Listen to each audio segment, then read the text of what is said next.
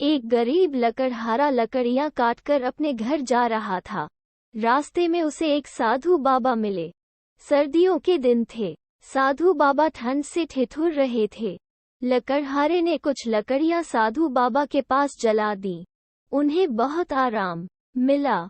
खुश होकर उन्होंने लकड़हारे को एक अंगूठी दी। उन्होंने लकड़हारे को बताया कि यदि वो इस अंगूठी को पहनकर मंत्र पढ़ेगा तो उसके सामने पैसों का एक पेड़ उगाएगा।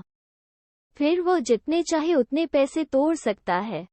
उन्होंने लकड़हारे को एक मंत्र भी बताया। पेड़ उगाने के लिए यह मंत्र पढ़ना जरूरी था। लकड़हारे ने साधु बाबा को धन्यवाद दिया और अपने घर आ गया। उसने अपनी पत्नी को अंगूठी दिखाई। वो भी बहुत खुश हुई।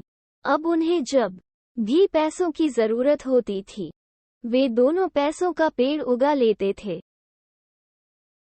दिन उनके एक पड़ोसी ने उन्हें ऐसा करते हुए देख लिया।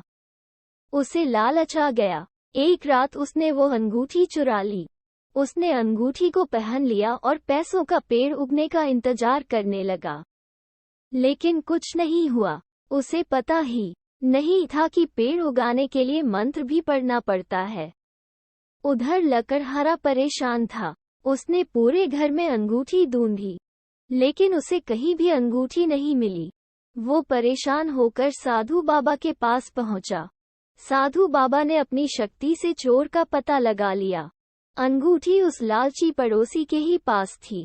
साधु बाबा ने उससे अंगूठी ले ली। उसे पुलिस ने पकड़ लिया और कड़ी सजा दी। इसीलिए कहते हैं कि चोरी करना बुरी बात है। मेहनती लकड़हारा। किसी गांव में एक लकड़हारा रहता था। वो बहुत ही गरीब था, परंतु बहुत मेहनती आदमी था।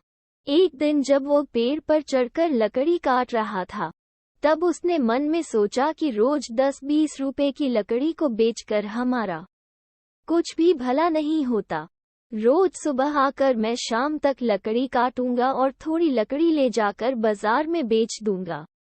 बाकी लकड़ी यहाँ एक अच्छी जगह यहाँ कोई भी पहुँच पाए वहीं जमा कर दिया करूंगा।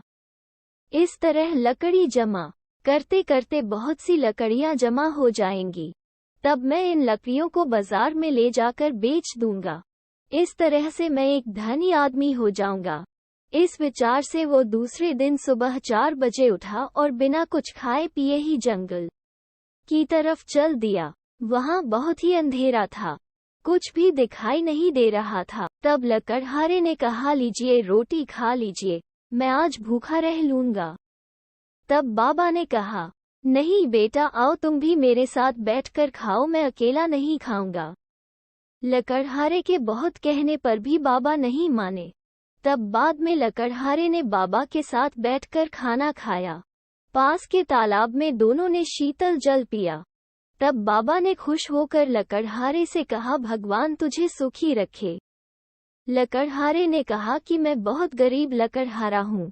तब बाबा ने कहा कि नहीं, तुम बड़े भाग्यशाली हो। वो दिन भर सोता रहता है और रात में एक भयानक राक्षस बन जाता है। वहाँ रात को कोई भी आदमी जाता है तो उसे वो मार कर खा जाता है। इसलिए कभी भी कोई आदमी उधर नहीं जाता है।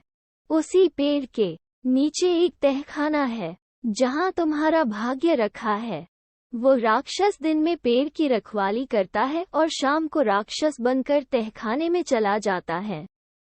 लकड़हारे ने जब सब बातें सुनी तो उसे कुछ डर भी महसूस हुआ, लेकिन साहस करके वो बोला कि तब तो वहाँ जाना खतरनाक है, वहाँ जाना मौत के बराबर है। ये बात सुनकर बाबा ने कहा कि मेरे पास ऐसा उपाय है।